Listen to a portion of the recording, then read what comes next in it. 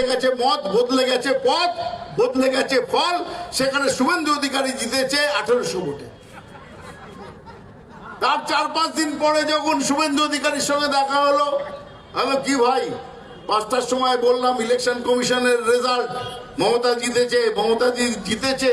তারপর 7টা 7:30টায় দেখলাম তুমি জিতেছো। ব্যাপারটা কি কি হয়েছিল? তুমি তো ছিলে ওখানে। বলা জয়প্রকাশ দা অনেক কায়দা করে জিততে হয়েছে। একদিন পুরো গল্পটা বলবো। করে চলে যাচ্ছিল, করে বলো ভাগ্যিস ইলেকশন অবজারভারটা আমার কন্ট্রোলে ছিল। সর্বভারতীয় একজন নন বেঙ্গল এসেছিল, হিন্দিভাষী ইলেকশন অবজারভার নন্দীগ্রামে।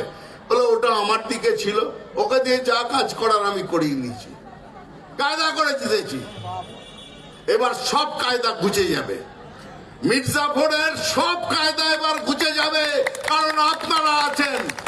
আর কোনো কায়দা করতে দেব না।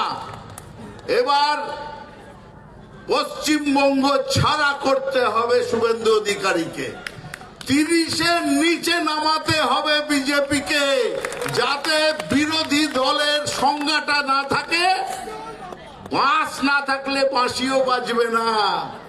বিরোধী দল না থাকলে বিরোধী দল নেতাও থাকবে না। শুভেন্দুকে টাটা বাই বাই বলে বাংলা বলবে, এবার যা তোর যেখানে ইচ্ছে যা।